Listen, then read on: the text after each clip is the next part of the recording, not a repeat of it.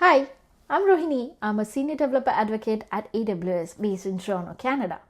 I never planned to be in tech. My dream was to do theatre, to be on stage, acting, or directing. So, how did I end up here? Let me take you back. Growing up in Mumbai, India, I loved acting. Theatre was my life. Tech was not even on my radar. And then my brother moved out. He left behind his computer. Out of curiosity, I started tinkering with it and something just clicked.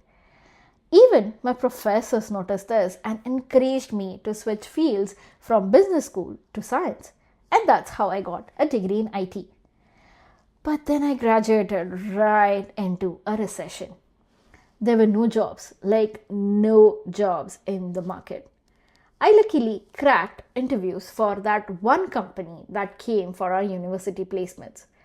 And after sitting home jobless for 6 months, they put me into a research and development group that was working on clouds.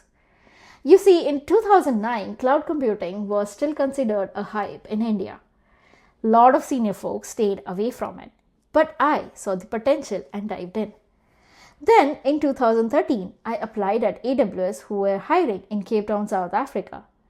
The first thing I was told, get married first. You can't go alone.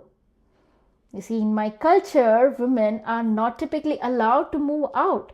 You go from your parents' house to your husband's. Moving to another continent alone was not even a question. But I just couldn't let go of this once in a lifetime opportunity. I fought, I begged, and I joined AWS, my dream company that I had been reading blogs from. I was attending their webinars for years and I was just learning from them for years. So I landed in Cape Town as a cloud support engineer with 2 suitcases and knowing exactly one person there, the HR rep that hired me. Over the decade at AWS, I grew through multiple roles across continents, including becoming a solutions architect, supporting customers across Asia.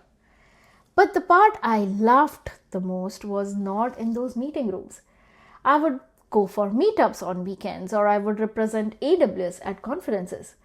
I loved to talk to people and answer their questions, share what I was learning in those meeting rooms.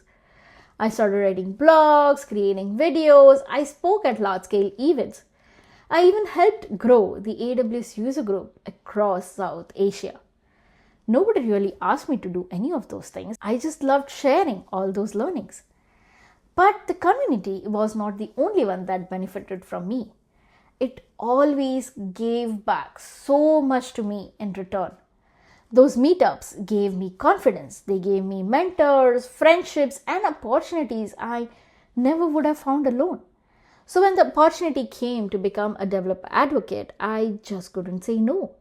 It felt like whatever I was doing was actually pointing me in that direction all along. Like my career was telling me where I belonged before I even had the title to match. Today, I help developers learn cloud and AI, and I still get the same excitement and energy I got at those early meetups. But then life happened, and I went on a long maternity leave. When I came back, the world had changed. AI went from something everyone was just experimenting with to something that apparently everyone's building with. And despite being in this industry for 15 years, I felt left behind. So I started a series called Learning AI Out Loud, just rebuilding my mental model and starting from the first principles. And the community responded. They welcomed me back. They told me it made them feel less alone. My content was still helping many of them.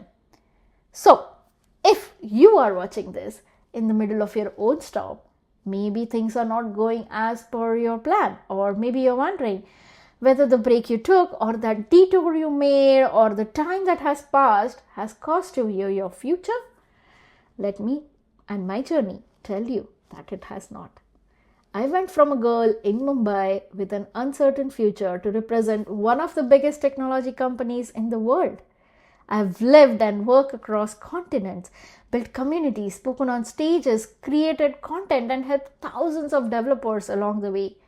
And none of that happened according to plan. Your timeline is not behind, it is just yours.